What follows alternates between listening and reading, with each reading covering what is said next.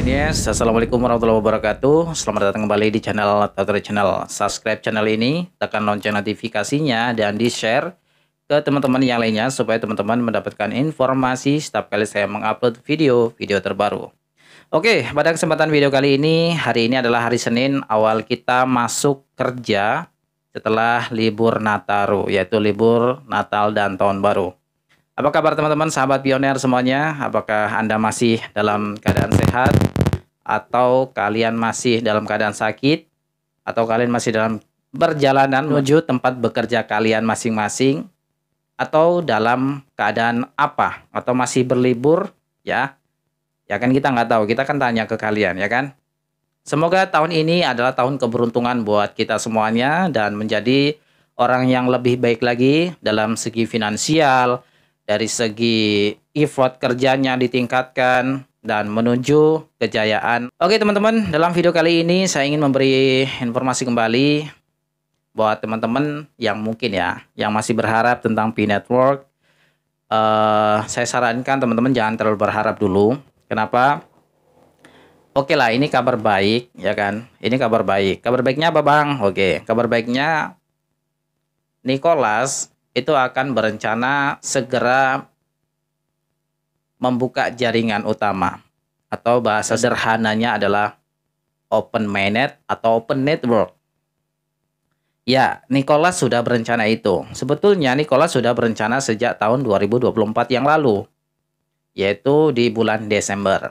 Tapi ya sekali lagi, karena banyak faktor, karena target dari Nicholas, ya, Dr. Nicholas itu kan menargetkan yaitu di bulan Desember open network, tapi belum tercapai target itu. Apa bang targetnya? Target yang pertama adalah yaitu 15 juta sudah KYC. Ya, 15 juta yang sudah KYC. Dan kabar baiknya saat itu ya di bulan tepatnya tanggal 29 atau sampai 30 sampai 1 Januari ya.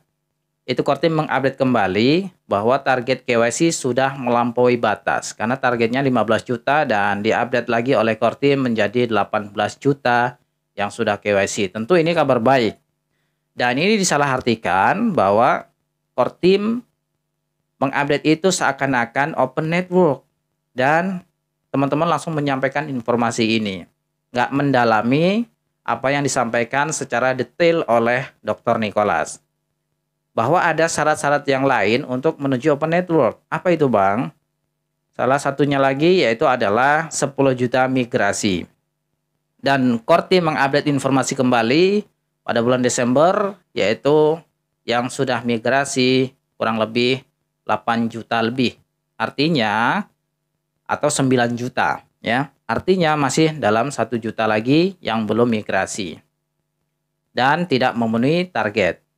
Kemudian target Kortim lagi untuk open network di bulan Desember yang lalu yaitu adalah 100 aplikasi ekosistem sudah ke mainnet. Dan saat itu aplikasinya belum ada 100, baru 12. Artinya belum tercapai target di bulan Desember. Makanya diundur lagi. Sederhananya adalah diundur lagi menjadi di 2025 yaitu tepatnya di kuartal 1. Ingat ya. Kuartal 1 itu 3 bulan dalam setahun. Nah sekarang sudah di bagian bulan Januari. Artinya Februari, Maretnya itu adalah titik terakhir atau bulan terakhir yaitu di bulan Maret untuk open network. Apakah nanti bisa tercapai?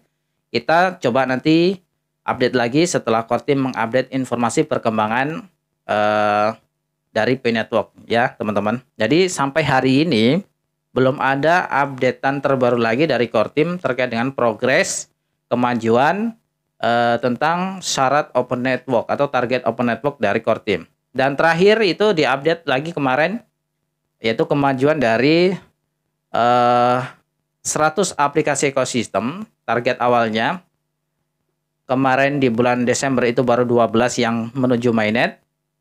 Dan sebagian belum diverifikasi. Kemarin lagi itu Kortim mengupdate yaitu menjadi 20 ya. Artinya masih kurang lebih 80 aplikasi. Oke. Kurangnya 80 aplikasi ekosistem masih dalam tahap pengembangan. KYC sudah tercapai, bahkan melampaui targetnya. Untuk syarat Open Network sudah tercapai di bagian KYC, migrasinya belum. Oke. Dan selanjutnya 100 aplikasinya juga belum. Artinya 2 syarat ini belum terpenuhi. Oke, sampai sini paham ya? 2 syarat ini belum terpenuhi pada bulan Desember bahkan sampai bulan hari ini, yaitu di bulan Januari saya buat video ini. Itu baru 20 aplikasi tertulis mainnet. Itu pun belum bisa digunakan secara 100%. Core Team memberitahu tetap waspada dan berhati-hati dalam masuk atau mengakses aplikasi-aplikasi pengembang yang dimana itu adalah bukan buatan dari Nicholas Kokalis. Itu adalah developer, pengembang yang bergabung dalam ekosistem Pi Network. Seperti layaknya teman-teman kalau punya project, ya misalkan saya bikin aplikasi, ya kan? Aplikasi saya ini di bidang e-commerce, maka saya mendaftar di jaringan Pi Network. Saya bikin aplikasi nih. Kemudian aplikasi saya namakan Tori Mall, umpama gitu ya. Semua orang kan bisa kalau bisa mengcoding atau memprogram sebuah aplikasi bergabung dalam jaringan Pi Network, kan itu sudah terbuka ya. Dan itu sudah terbuka bagi siapapun untuk mendaftar di jaringan Pi Network ini, bergabung dalam ekosistem Pi Network ini. Oke. Dan ini perlu saya tegaskan lagi ya. 20 aplikasi ini berbahaya kalau kalian masuk ke 20 aplikasi yang sudah dikatakan mainnet ini. Kalian mengakses, kalian coba-coba mau apa ya istilahnya, kalau yang biasa kita pahami itu barter gitu ya. Barter koin Pi ke marketplace yang sudah disediakan ya. Bahkan kalian masuk dan kemudian kalian masuk dengan frasa sandi saat transaksi. Maka berhati-hatilah. Maka Core Team sering mengingatkan berhati-hatilah dalam mengakses 20 aplikasi yang sudah mainnet ini. Karena aplikasi ini bukan Core Team yang bikin. Oke, sampai sini paham ya? Itu adalah pengembang sama seperti yang saya ceritakan tadi. Itu adalah aplikasi-aplikasi pengembang, para development ya, developer, orang-orang yang punya kepentingan bisnis ya, bergabung di jaringan Pi Network ini. Dan kalau kalian mengakses frasa sandi kalian masukkan dalam aplikasi tersebut, hati-hati, koin kalian akan hilang. Oke, jadi seperti itu ya teman-teman. Selanjutnya, apakah yang sudah migrasi sudah bisa bertransaksi? Oh sudah, tentu bisa. Pakai cara peer-to-peer. Yang pertama ya, kalau kalian ingin transaksi pakai cara peer-to-peer. Kalian boleh transaksi ke sesama pioner. Karena ini kan baru enclosed network, belum terbuka, belum jaringannya dibuka. Kalian sekarang yang sudah migrasi koinnya, kalian mau transaksi bisa saja guys ya. Kalau ada salah satu komunitas yang mengadakan istilah barter gitu ya, ini sebetulnya lucu sih ya. Kalau sembunyi-sembunyi gitu ya. Itu kan masih sembunyi-sembunyi, masih lingkup komunitas saja, ya kan? Kalian barter peer-to-peer ke seseorang yang memang mau ditukar dengan barang, ya kan? Dengan koin Pi, barangnya ditukar dengan koin Pi. Maka itu sah-sah saja karena itu kesepakatan bersama. Oke, saya beli ya Indomie kamu gitu ya. 1 dus harganya 0,00 berapa Pi. Oke, sah saja. Kalian transaksi. Deal. Ya, tidak ada masalah. Tapi ingat, ini hanya lingkup komunitas saja. Kalau kalian transaksi besar-besaran, ya istilahnya kalian beli rumah gitu ya pakai koin Pi, ini nggak disarankan. Kenapa? Karena ini masih ilegal Pi Network. Ya, belum listing di bursa. 1, belum open network. Ini masih lingkup komunitas, belum open network. Dan kita belum tahu harganya berapa yang sesungguhnya. Kalau harga GCV itu menurut saya halunya udah keterlaluan. Parahnya lagi, kalian percaya dengan salah satu pioner juga gitu ya yang menggaungkan harga GCV. Dan tanpa dasar keilmuan tentang cryptocurrency itu nilainya bagaimana, ya kan? Tiba-tiba minta harganya mahal gitu ya saat open network. Listing saja belum guys. Listing di bursa saja belum. Kok tiba-tiba harganya mahal? Kan lucu. Kalian coba lihat sejarah kripto. Ya, nggak ada yang kripto model begini. P-Network bukan kripto bang, tolol juga. Mohon maaf ya, nggak ada yang namanya bukan kripto. Ya, P-Network ini kripto, cryptocurrency, sama seperti kripto yang lainnya. Dan nanti akan listing di bursa. Kalau kalian nggak percaya, simak video saya sebelumnya yang membahas tentang terms of service P-Network, bahwa P-Network itu sama seperti kripto yang lainnya, sama seperti Bitcoin, Ethereum, ya, dan tunduk pada hukum kriptografi, ya, fluktuatif sifatnya di bursa nanti dan akan listing di bursa walaupun core team belum melistingkan, bahasanya belum meresmikan di listing di bursa manapun. Ya, karena memang kita tahu lah ya, sekarang kan sudah banyak tuh bursa-bursa yang mau mengadopsi P-Network ini dengan harga yang bervarian ya, mulai dari 800.000 sampai harganya 3 juta gitu ya. Dan ini kan apa ya, menurut saya ini sesuatu yang konyol gitu ya. Kalau kalian percaya dengan bursa-bursa itu juga konyol.